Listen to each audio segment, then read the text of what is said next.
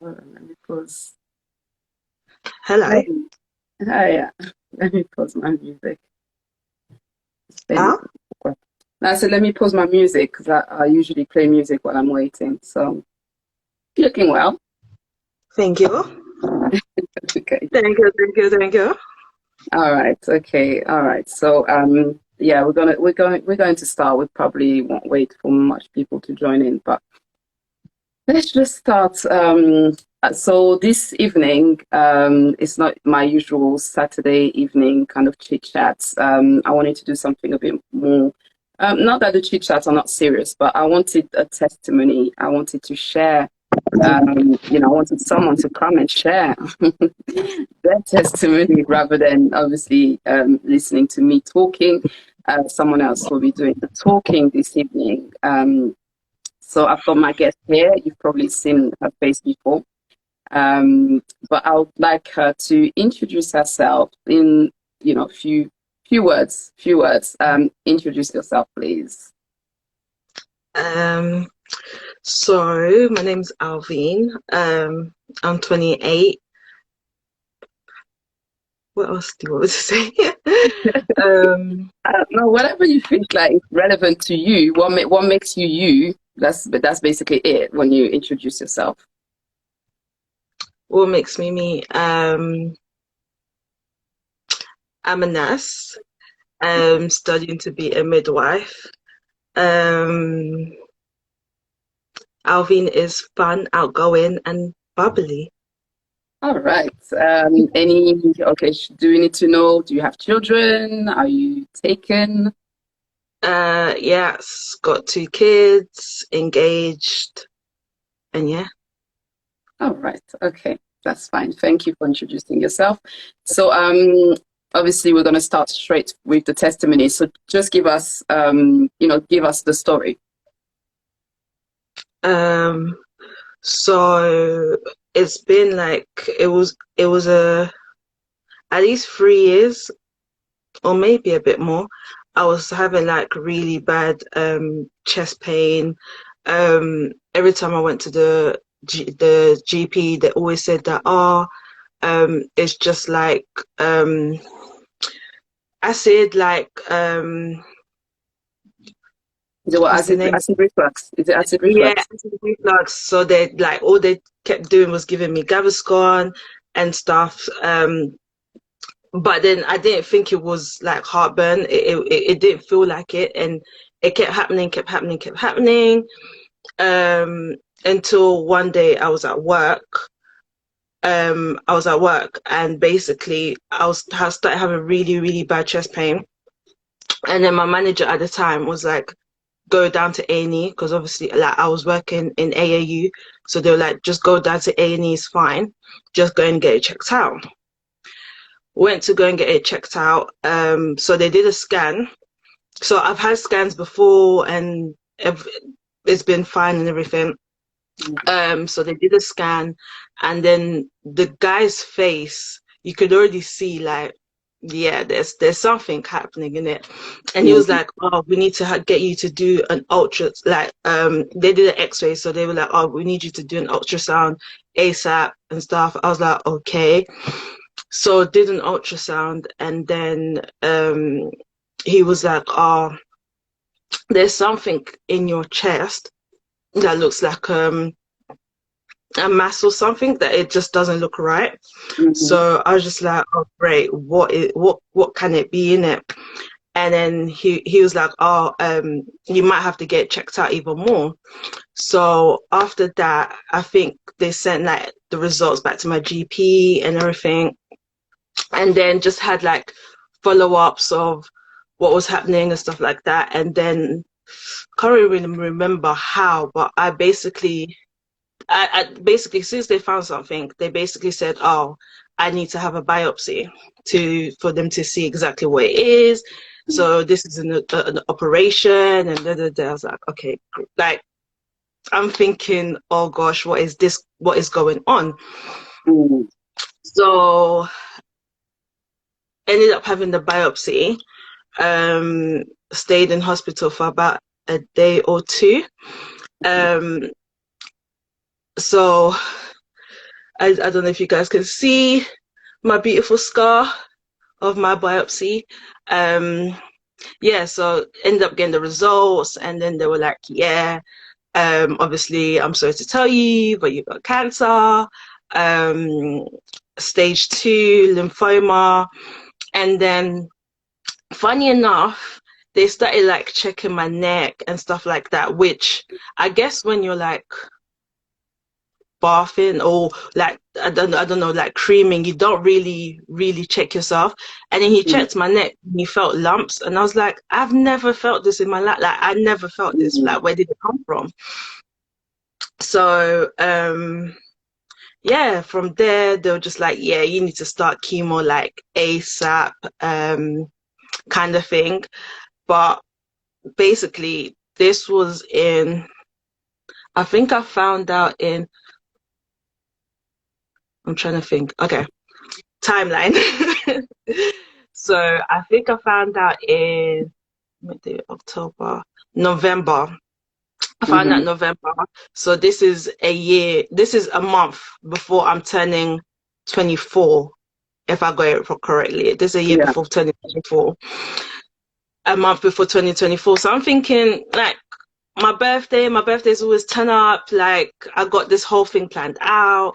And at the time, I was supposed to go on holiday because David, which is my partner, booked a surprise holiday for me. So we were supposed to go away. So it was like a big thing with the doctors. Like I literally had to Mm, like beg them and be like, listen, I'm not gonna start chemo straight away. Like I need to go on holiday. I need to have fun. I need to, turn up before you guys put me on chemo, because I know once you mm. guys put me on chemo, That's it. Yeah. Yeah. Yeah. Yeah. So basically, how did you feel when you obviously you were told the news there and there? How did you feel? I was, yeah, it was just, I don't know, like I was in shock. But Hmm. the thing with me, yeah, I'm the type of person, it takes a while for me to like really deep things. So it's Hmm. like he's saying all these things, but I'm like, like in my head, I'm just thinking, this is not real. Like, are you sitting there telling me that I'm 23 and I've got cancer? Like, Mm. what do you Yeah. mean? And it made me even more upset because the year before, my cousin, she had the exact same thing. So now it was my turn. I was just like, what is going on? Like, my cousin had it the year before. Now I've got cancer. Like, what is going on? Like, I was just like, God, why are you doing this to me? Like, Mm. I'm doing good at my job.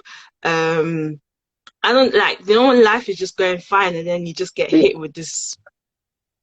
With the Yeah. C word. Yes. Yes. Yeah. So who was the first person you told? Um, the first person I told, I think it was my mom and my partner, only because they came to the appointment with me. Okay. Yeah. So they came to the appointment with me. So they basically knew what was going on. Mm. Um, and yeah, I think it was them. Okay. All right. So you decided to put chemo on hold to be able to obviously enjoy your 24th birthday. So take us then after all that, the enjoyment. What happened? Um, so after I came back from holiday, which I didn't want to come back because I knew that reality was going to just hit me. Mm-hmm. Um, so I came back and they were like, yeah, it's time. Like, you need to start chemo because we don't want this getting worse, kind of thing. Because it was like I was stage 2, but like bordering going on to stage 3. So they're like, yeah, we need to deal with this kind of thing like now. Okay. Um, Sorry, I'm just going to stop you here. For those who don't know cancer, you know how cancer is. What can you tell us what the stages are, kind of, if you can, if you understood what they were telling you? What stage 1, what stage 2, and what's the worst stage? so I can't lie, I don't like, I knew it at the time, but at the minute Hmm. I don't, off the top of my head, I don't really know Okay. stages. But if I remember right, there's either 3 or 4 stages. Okay. Um, it was like I wasn't bad, but it wasn't good kind of thing. Okay. So Sure. like the prognosis of me healing was okay, but Mm. you never know. Okay. All right. Okay. So sorry to stop. So okay. So you were stage two. So you were stage two, borderline stage three. Am I getting that right? Yeah, because basically like it was in my chest, near my heart. It was, I think, like my neck, my armpits. So there's like little So you had stuff lumps, everywhere. or you had kind of lumps in your. So I had like lumps here in my neck. Okay. I had Okay. the biggest one was near my heart. Okay. And then like I think a few under my armpits, if I remember. Okay. All right. Okay. Sorry. So let's go. So you started. So they told you you have to start chemo now. Okay. Go from there. You can take us from there. Thank Um, yeah, so they said I had to start chemo. I think literally came back in December. We started chemo January. you. Um, January we started chemo. Chemo was every 2 weeks. Um, for 6 months. Um, yeah. Yeah. So I know obviously we know the side effects of chemo. So did you lose your hair? What were your side effects of going through chemo? Chemo. Chemo. Chemo is not great. It's disgusting. So with chemo, I was going every 2 weeks, which was crazy because for 6 months, literally, I had 1 week when I was ill, like really ill. The next week I was fine. The next week I was ill. The next week I was fine. The next week I was ill, and that went on for 6 months. So it was a lot. It Mm, was a lot. Yeah. So yeah. With chemo, like the drug just makes you feel super rubbish, super shit. Um, it's like you feel sick all the time. Like you feel mm, sick. Um, you can't get out of bed. You can't eat. Um, like you can't eat. I lost my taste buds. If anyone mm, knows me, they know that I love eating in it. Like I love my mhm. food. Yeah. I lost my taste buds, which was super hard to the point that it got me depressed because I Mm, couldn't taste my food. I couldn't eat. Every time I wanted to eat, I felt sick. Like I just felt horrible. Um, Obviously, as chemo is, you lose your hair. I lost my hair to the point I think my dad was just like, just shave it off, like just shave your head off. mm, Um, I think even Dave, was it David that shaved my head off? I can't remember, but I had to shave my head off. mhm, Um, and yeah, it's just you're tired, you're in pain, and it's like it's annoying because it's like your good week, you feel like it's gonna like you try and make the most of your good week because you want it to last, but then mhm. the week after it's just like you're down again. So it literally was Up and my life was down. doing like this for 6 months. Okay. Yeah. Did you have any other side effects from the chemo apart from the loss of hair, loss of taste? Anything in your body that just changed because of it? Uh, in my body, they did basically where the lump was in my chest. They basically said like it's scarred. I can't remember. I don't know if it was I can't remember if it's just my chest wall, my heart, or something. Obviously scarred because obviously of where it was in my chest. Mm, Um, that's like the only kind of, I guess, long-term effect mm. of the cancer. Um, yeah. Okay. So you had chemo. What of so take us after. So you had the chemo treatment. Whilst you were having the chemo treatment, what was going on through your head? um, I got really like depressed and really just like, yeah, this is it kind of thing. Like, um, I like the only just like you don't know what's gonna happen basically. Like, it can either Mm, go good, it can either go bad. Obviously, everyone's telling me to keep my faith, to you know, to be positive and stuff like that. But when you're the one that's going through it, it's hard to really stay positive because it's not it's like you're emotionally drained, your body's mm, drained, like everything's drained. So you're just like can't be bothered, can't be asked. Um I had to have basically a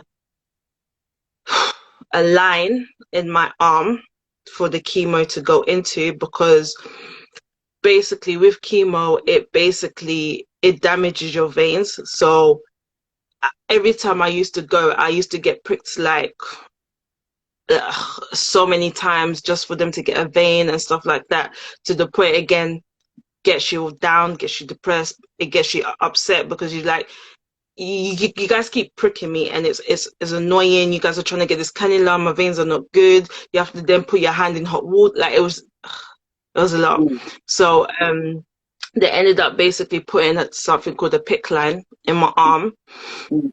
so that they don't have to keep poking me. So it's there for the whole duration. That Okay. as well is just like annoying because there's certain clothes that you can't wear because you have to hide it. It looks disgusting. You don't want people to ask questions of why do you have this thing in your arm? What's going on? Um, I feel like the whole thing was literally stress. Yeah. Yeah. So you say you were quite outgoing, and obviously you're the fun girl to be around. During that time, did you also? I know you mentioned you were depressed, but I know sometimes people go through depression, and that goes on behind closed doors, and on the outside you can't really tell. So was it the same with you? Were you hiding quite a lot? Yeah, obviously, like people that are really like were really like close to me that saw me on an everyday basis knew that okay, this is not Alvine, like she's not right. But obviously to the world, because not me speaking today, there's a lot of people that didn't know that I had cancer, and probably people that still don't know, because I didn't really want to make it a public thing. Mhm. So obviously, I'm still gonna when I can, I will try and go out there. I will try and do what I can. But yeah, when you're at home and you're just sitting there, or when you're at that week where you're literally feeling sick every single second, Mm, yeah. okay. Was there ever a point where it was like I'm understanding that obviously chemo made everything go up and down, your moods, your energy levels and everything. Was there ever a point when you thought, you know what? And I know I'm saying it and I'm being very careful, but was there ever a point where you thought, you know what? I'm actually gonna go, and by going I'm talking about dying. Was there ever a point where you thought, you know what? This is gonna have my life? What? Yeah, 100%. I feel like that all the time. It's hard because yeah, because you're feeling sick. One where the cancer was located. So you're thinking, oh, is in my chest? Is this like you hear stories like treatment doesn't always work? Yes, it works for some Mm, people, but it doesn't always work. And if it does work, is it ever going to come back? Um, how long is it going to take? Because yes, it took 6 months, but at the time I didn't know how long it was going to take. mm, Um, you don't know anything, so you're just thinking like, oh, like is this what's going to finish me off? Like what is going mm, on? How like my family, my kid. Well, I only had one kid at the time, but my kid. Um, my loved ones, like what's gonna happen if mm. I go? Yeah, Yeah, no, I can imagine, and so young as well. So obviously, at the point of starting chemo, sorry, you were 24. That is young. That is quite young. And I can just about it's not I can just about imagine because for those who know Alvin, Alvin is my little sister. So for us as a family, it was quite hard dealing with the whole situation, and obviously, you know, yeah, it was quite hard at the time, obviously, to think. You know, we had to take everything one day at a time. So you mentioned obviously you mentioned God in you know as you were talking, you mentioned God. So how much of your faith has helped you get through all this you know trauma, all this? Oh, a lot. Before the whole chemo stuff, yes, I knew God and everything, but I wasn't like going to church. I wasn't like really in there. Mm, Um, so like having cancer is what really revived my faith and revived my trust in God, because I didn't have anything else to cling on to. Like the mm, only person I had to cling on to was God. Um, yes, I had my family around, I had I had people around me, but what can you do kind of thing? Like it's only God that can do something. It's only God that can show me the grace, the mercy, the healing, everything that I needed at that time. So mm. yeah, it was literally by God that I got through everything. Okay. So your faith obviously got strengthened through the process. So you found yourself, were you praying with anyone? Did you have any support then in like godly support kind of thing? Yeah, I had mom, I had David. Um, I think I spoke to a few people in church as well, who knew what was going on. Um, and so yeah, I had, people praying for me, people praying with me, Okay. Nelia, all these people that were around me at the time, and probably even more that I don't know that probably prayed on my behalf and stuff like that. Yeah. Okay. So that obviously having people praying for you, would you say that had praying for you and praying with you, would you say that had an impact on now changing your mood and, you know, kind of affecting a better, sorry, a positive impact on how you were feeling at the time? It did, but at the same time, like you're up and down, like you're not great. So it's like, yes, God's gonna heal me, but there's so many people that have had cancer who have cried out to God, and obviously God's timing, God knows why things happen. But they didn't survive, or things got worse, because with chemo, it could still like get worse. People passed away. There obviously at that point there's so much things going on in your head. Yes, you're clinging Mm, on to God, but at the same time you're human, so obviously you doubt what could happen basically. okay. Yeah, no, fair enough. So take us now onto the journey of healing. So when did you start feeling better and what went on from there? So to be honest, for me to feel better, I think it still took a few months after, because for me, I feel like it was a whole year that Mm, that it was a year. Yes, I had chemo for 6 months, but the rest of the 6 months, I'm still recovering. I'm still getting back on my feet. I'm still trying to, yeah, be me again and stuff like that. So yeah, it does take a while for things to get back to normal, whether it's emotion, your body, um, yeah. mm. Okay, so it took about a year to then obviously so when did the hospital then tell you that, you know, the cancer has gone? Was it after the So, 6 months or was it after that? yeah, so I had my 6 month treatment, and then I had to have another scan. I think um if I remember, like a month after, I had to have another scan for them to see what was going on. If everything's gone, or if I still need to continue, Mm, or or what. So yeah, so after I had that scan, that's when they called me in and was like, yeah, you're fully like cleared. Like you're gonna be okay. All right. So how did you feel at that time? Over the moon. I don't think I've ever been like happy. Like I literally, yeah, so happy because I feel like with chemo, your life has got like give up on life.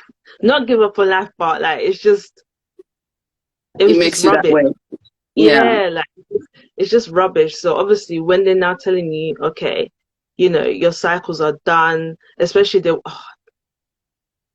David will know. There was one drug I hated because basically with chemo, they give you like three or four different drugs in like throughout the day when you're having it. Mm, And there was this one drug that was just the worst. It as soon as it touched my vein, which is like 0 point something second, yeah. And it was, I think, if I remember the color, it was like red. As soon as I saw it, it didn't even touch me. It hasn't even gone in. I'm already feeling sick because I know that one was the most toxic one out of all of the other medicines. So for me to be free of that, I'm like, yeah, like great. Like I don't want to see. I was sick of hospital. I didn't want to mm. go hospital no more. Like I'm a nurse, so I live in the hospital, but I was I don't want to see UCLH. I don't even want to pass UCLH. I don't want anything to do with hospital, nothing. Like Mm. I was literally so happy. Um yeah, like words can't explain. Okay. Did they make you ring the bell? Well, they don't make you, but it's kind of a tradition. I think they mostly do that for kids. Okay. No, because I was in the teenage bit, which was super cool because I could have been in the adults bit, but yeah, I was in the teenage bit, which was quite nice. Like, yeah, but no, I didn't ring the bell. Okay. So you were in the teenage ward. Just out of interest, how many, when you were going there to have your treatment, how many people did you see there? Oh, there's, you know what? It's a lot of people get sick, and a lot of teenagers get sick. Like, I think in the ward there was, if I remember, I think there was 8 chairs. Okay. 8 chairs? I think it was 8 chairs. And every time I went there, them chairs were filled. Mm, And, it's filled with new people that have been coming there for like 6 months, people have been coming there for years. So, like, mm, you're seeing all these people, you're seeing, like, I think even the month after, I think a few weeks before I finished, there was a girl who she was like so happy because it was her last day and and everything, like, and you're seeing this, just like you're sitting there seeing all these people, you're seeing all these teenagers, not even just teenagers because I wasn't a teenager technically, but like people that were around my age, and it's just crazy. It's crazy. mm, So yeah, there was a lot of people, like a lot yeah. of people there. And on the days of treatment, how long did you have to stay in the hospital? I lived.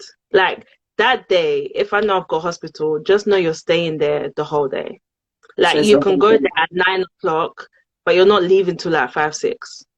Mm, And this is because they're trying to get your veins, they're trying to order the blood. The chemo itself takes ages to go through. At the same time, you're not well. Like it's just you're there the whole day.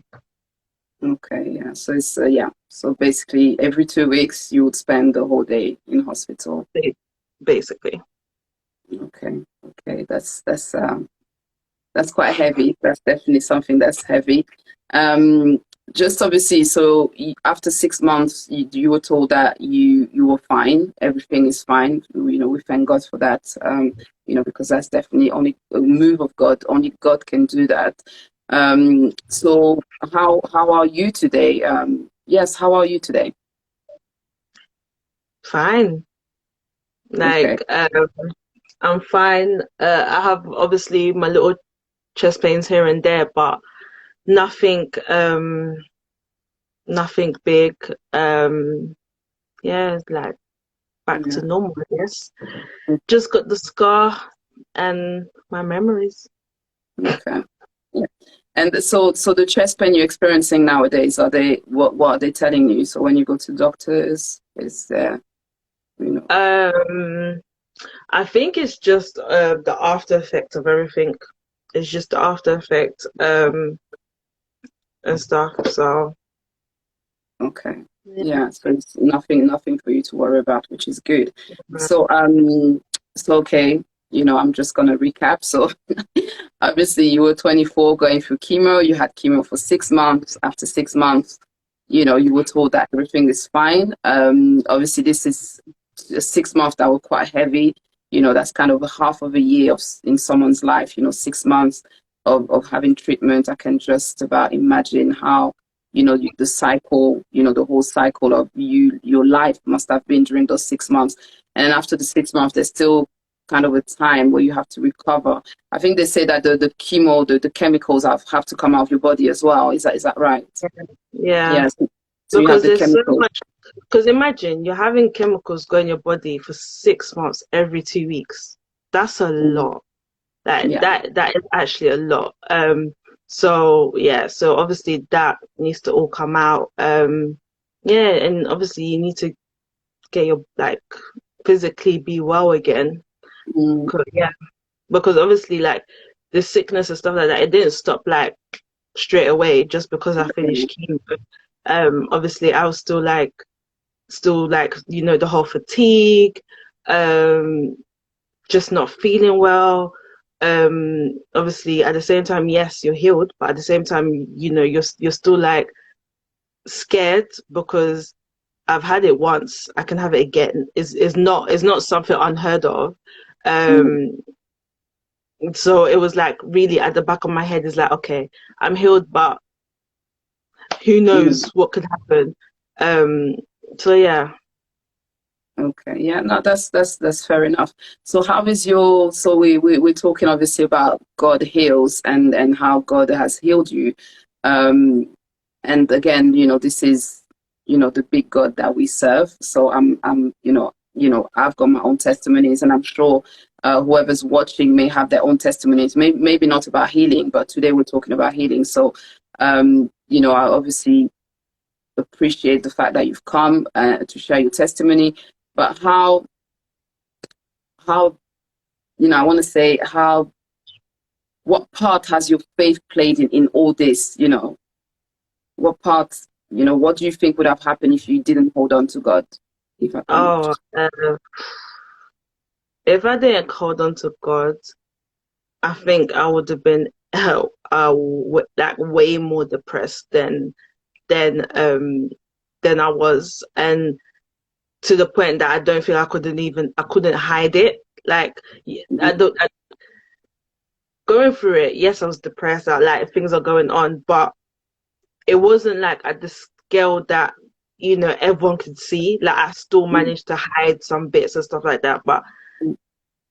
And I feel like God gave me the strength to do that. But I feel like if I didn't have God all my days, like I would have spiraled.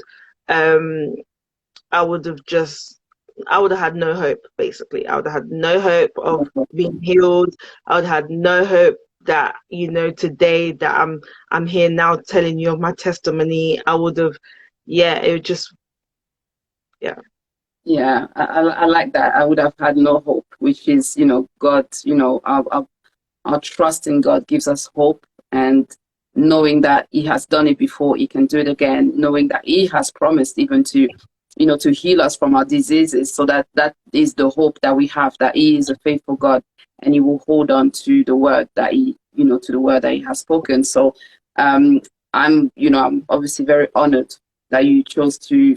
This is the first time you actually share your testimony, so I'm quite honored that you're doing it on my platform. You're doing it on my Maybe a platform. lot of things on your platform, sis. A lot of things happened. So yeah, so I'm just I just want to leave, I just want to obviously we this is kind of the end of the testimony and the end, not the end of your story, because your story is still continuing. I want to know with your journey with God, as He has healed you, has He made you closer to God, and what has your journey with God been since? Oh, 100%. Like, definitely closer to God, because before I didn't go to church, I didn't pray, I didn't do like, when you like your parents force you to go to church, but then at a certain age you're just Mm. like, I could do my own thing. Like, Yeah. if I want to go party Friday, Saturday, Sunday, like, Mm. you kind of, like, you don't think. But obviously now, after obviously God doing that, there's so much other things that He's done in my life that's just like, yeah, God, you like, you're real. Like, you can't not be real, because one, He healed me. Two, I had like a mad court case that I bust, that I shouldn't even have bust the case. Like, there's just so much, like, that He's done. Like, even now, of having my little one, my recent one, there was a lot, because basically, because I had to start chemo so fast, I wasn't able to save my eggs, which got on my nerves. But literally I didn't have time. I had to start. So then when I finished, Sorry, they sorry, sorry to stop you. Tell us why you needed to save your eggs, so everybody gets the picture of why you need to save your eggs before you start chemo. so basically chemo can destroy your eggs. Because obviously you're not, you know, it can destroy it. Basically chemo kills cells. So Okay. it kills the cancer cells, and in killing the cancer cells, it kills other cells in your body, which is why you get so weak and you get so tired, because it's not only killing the bad stuff, it's killing the good stuff as well. Mm. So yeah, so obviously your immune system is like really low. You can get so ill because you don't have the immune system, or to fight off whatever you've got. So yeah, Mm. so in that, chemo will kill your eggs. So usually what they do is, if you've got time, they will tell, obviously because you're young, Mm. they'll save your eggs, because just in case in the future you want to have children and stuff like that, they'll do Mm. that.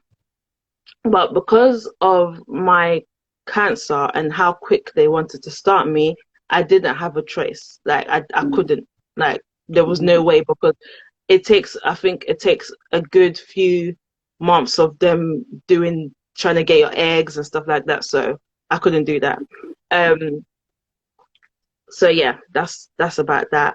But yeah, showing that God is real is because when I finished chemo, they basically said that it messed up my eggs. That there was there's a chance of me having kids, but my chance is low because I don't have as much eggs and blah blah blah blah blah, which was another stress. But Mm.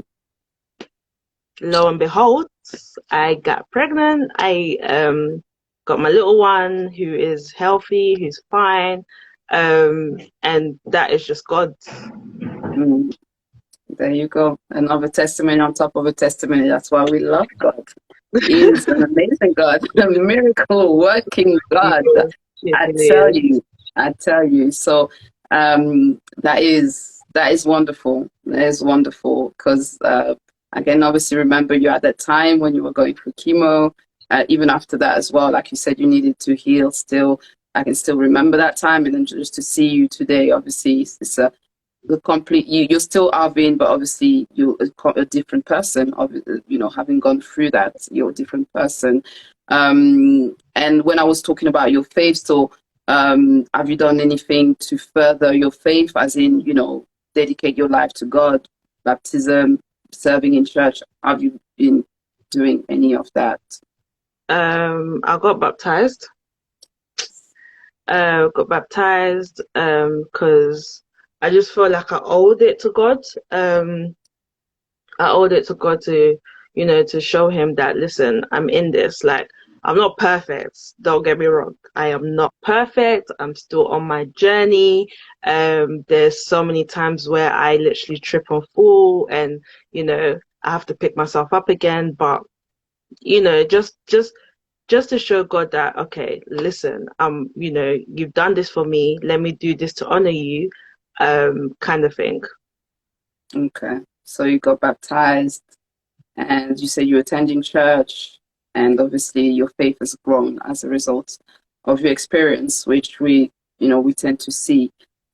This is great. This is just great. So last words, because I said like about 10 minutes ago that we were done. But last words, is there any word of encouragement you can give to anyone out there who is going through what you have been through, or maybe any other type of diseases, whatever, someone who is in need of hope, on their journey? Is there any word you can share? Listen, it's not easy, and it's crazy because obviously being a nurse is like you see these patients and like you feel for them and you care for them and stuff like that. And then now the role was flipped, and then God put me in that seat of having to be cared for someone by a nurse and stuff like that. So it just I would just say, just don't give up, because that's what the devil wants to happen. He wants you to give up. He wants you to feel like you're not. There was so much stuff like you're not good enough, you're not worthy, God doesn't love you, what have you done, type of thing. Like, don't feel like that. Stay positive, even as hard as it can be. Have people around you, because I don't know how I would have done it if I didn't have people around me at all. And just keep on praying, keep on having faith. Like, it may seem like nothing is happening, because that's how I felt. I felt like this is just words that I'm saying, like nothing's gonna happen. Why me, kind of thing. Like, why is he gonna heal me? Like, I'm not perfect. Like, at that time I didn't know God. I was I was gonna say Betty's, which is in Lingala, which is just silliness basically. So I'm there doing silliness, kind of thing. But keep on it, keep strong. Listen, survivor to the end. We're not made weak. We are not weak, we're strong. And you got this, man. You got this. No matter how long it can take, no matter how you feel, no matter what the doctors say, because the doctors, as a nurse, I can't lie, sometimes the doctors say the worst case scenario because it's their job. It's their job. They kind of have to tell you, like, this is what could happen, kind of thing. And again, like I said, it's their job. They have to tell you stuff like that. But as a child of God, as a Christian, as you don't even have to be Christian, because there's so many other faiths out there. Yes, we're Christian, but whoever you wanna, well, we will say God, but whoever you want to put yourself into, like, just have that strength. Like I said, we're not weak. We got this. And yeah, That's it. Yes. Okay. So I don't know, hold like, on to it's God. I hard think it's because when you're going through it's really hard to stay positive. And they will tell you, I'm not the most positive person, so it was really hard. But you've got to, because if you but don't, God. then It's a but yeah. God kind of Yeah, situation. I think it's almost there when you don't even have the words, but you're just saying, God, literally, listen, God, but God, but God, God. like, do That is something. that is how it is. So on that note, I think we can just say a quick prayer. So um, as Alvinne said, God is there. God heals. God loves you, no matter how you may be feeling at this point in time. You know, God is there, even in the pit, you know, even in the mud, even in the dark, God is always there. And that's the hope we have. That's the assurance we have, because God, like I said earlier, he holds on to his word. His promises are yes and amen. That's what the Bible says. And that's what we believe, that, you know, what he has promised, he will deliver. And, you know, miracle working God all the way through. I've seen it. In my own life, in testimonies just like Alvinne's. So, you know, keep on holding on to, you know, that little flame, even if that flame, no matter how little it is, God asks us to have a faith as small as a mustard seed. And when you look at a mustard seed, it's literally a dot. Like if you take your pen and you do a dot on a piece of paper, that's how small a mustard seed is. But God asks us to have a faith as small as that, and with a faith as small as that mustard seed is able to do great things. So hold on to the word that you've heard today, to the healing that you've heard people talk about, because there's not only Alvinne's case, there's many cases out there. But hold on to, oh, if he has done it for her, he can surely do it for me, because God has no favorites. God has children, and that's just how it is. And you know, unlike us as human beings, he doesn't have favorites. So Father, we thank you not only for Alvinne's healing, we thank you for this great testimony, and we thank you, Father, because what you have done yesterday, you can do it today, and you can also do it tomorrow. For your word says that you never change. You are the same yesterday, today, and forever. You are such a wonderful God that, Father, you keep on showing us that yes, though we may be in those situations of hurt, of pain, no matter what the situation is, Lord, you can transform it for, you know, something beautiful, for a great testimony. Father, I thank you for whoever is finding themselves in such situations of, you know, suffering, struggles, no matter what it is. Father, you are able to meet them at their point of needs and change their situations, just as you change Alvinne. I use Alvinne as the point of contact for anyone needing healing, you know, watching us and needing healing. Whoever needs healing, Lord, you will meet them at their point of need. And there will be so many great testimonies, just as Alvinne's testimonies. Father, we are awaiting for greater things to be done out there. Lord, I thank you for the privilege that it is to even share on this platform, to welcome people to share their testimonies, to share the faith that we have in you, because you are, again, a faithful God. You do not let anybody down. Father, no matter what the enemy's lies are, you will never let us down. No matter what the enemy is whispering in our ears, when we are, you know, down, as we are human, when we are down, the enemy comes and whispers in our ears so many lies that we tend at times to believe. Father, I pray that your truth will be the light that we will see in every situations that we go through. We thank you, Lord, because there's no one else that we can thank at this point in time. We thank you because you are God. You are our Jehovah Rapha, the God who heals, and you heal all things, all pains. And the word says that by the stripes that, you know, Jesus carried on his body, we are healed. Therefore, I declare that by the stripes of Jesus, you are healed. In Jesus' name, amen. And one thing I will add here that I always say, and I always pray when I'm praying for someone, someone's healing. If God can do it for me, like Alvinne, who wasn't perfect, who was sinning every day, who was partying from Friday, Saturdays, like the whole weekend was party, like I didn't know God like that, like kind of thing. If he did it for me, yeah, who is less than perfect, he can literally do it for anybody. And another thing, God's timing is always the best. Like sometimes it feels you go through things and you're just like, why am I going through this? But God knows why. And I feel like it's weird for me to say, but I feel like I needed to go through that, because in that I gained so much. Like I gained so much that I saw that, okay, like, you know, something silly, like, okay, my parents care, like it's just silly stuff like that. Oh, this person really cares. Like at that point of time, again, met my now fiance, but you know, I just met him a month before, and he got thrown into this, and he was there. So again, that showed, okay, this person cares. He's there for, like, there was so much little things that was like, okay, God, you did this for me to to see this.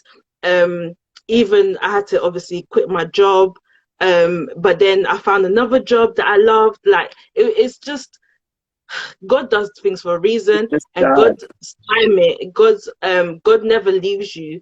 It will feel like He's not there, but He always comes at one point, which is obviously my healing.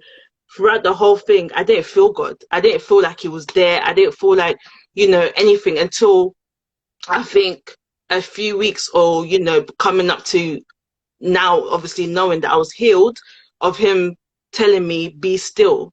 But other than that, I didn't feel God. I didn't see Mhm. God. I didn't. Do you get what I mean? Like, but Yeah. He came at the perfect time, kind of Well, thing. So yeah. I mean, it didn't come. It was there all along, and you yeah, sensed He it did at all that time, along. I But guess. Yeah.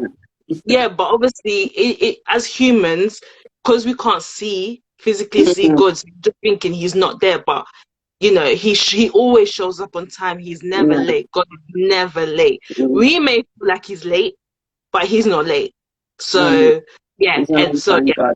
that's the biggest thing I'll say. If you could do it for me, guys, I could do it for y'all. He can do it for you. He's definitely no respecter of doctor's reports. He's the Yeah. greatest doctor of all of them all. So we have to trust God's report. We have to, obviously, we listen and listen to the doctors and everything else, but we have to still hold on to the report of the Lord, which is what will give you strength, what will give you hope, and what will get you through the situation. And just like Alvinne said, at times, we go through situations that actually, when we come out of it, we are refined. I would say refined, because that's what those situations do. They just chop at us. At that moment, it hurts. It's a pain. It's painful. But when you come out of it, you see that, I needed that.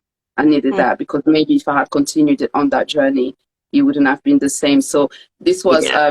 Alvin's testimony, as at a 24-year-old, diagnosed with cancer, and God has healed her. And again, I've prayed, obviously, and I'll continue, praying for the sick, if needs. No, it's not if need be, because that's what we have been commanded. So if anyone wants prayer, either one-on-one, or you can drop Alvin a message inbox, or you can drop me a message inbox and just ask for prayer. You don't need to, we can call each other, or we can just you can just drop your name and what you're going through, and I'm happy to pray, and I'm sure Alvin will be happy to pray for you as well. As children of God, we are called to pray for one another, to encourage one another. So that's what we're doing here. We're not doing it for our own glory. I'm not glorified in what I'm doing here, but God is glorified in Alvin's testimony, and the fact that we are obviously 7 people here. So God is glorified either way. This message will be on my YouTube channel, and it will be also on my Instagram page. If you want to go follow, do follow. No, no pressure. You don't need to. Even if you drop me a message on the inbox, it doesn't mean you have to follow anything. I'm just out here just trying to encourage someone to hold on to God, and see that no matter what the diagnosis is, God can overturn that like this in a 100%. matter of seconds. God can do it. So be strengthened, be encouraged. I mean, we could have carried on for longer than this when we go into how God works in our lives. There's, even in Arvin's testimony, there's another testimony hidden in it as well. If we keep on discussing, we will find bits and pieces of praises that we can give to God. So thank you so much, Alvin. Thank you so much to all of you who have watched us. Hi, Letitia. There's Alvin, a friend of yours, I think AJ, who's Hi, been messaging. AJ. Hello. Nice to have you here. There's a few people, sorry if I haven't called your name, but thank you so much, for having watched us for 55 minutes. And, just be encouraged, and encourage someone else by sharing this testimony as well, because that's what we're called to do, just encourage each other and, keep the faith going, keep that flame burning. All right. God bless you all. And till another time, I guess. Take care. Bye-bye. Bye. Bye. Bye.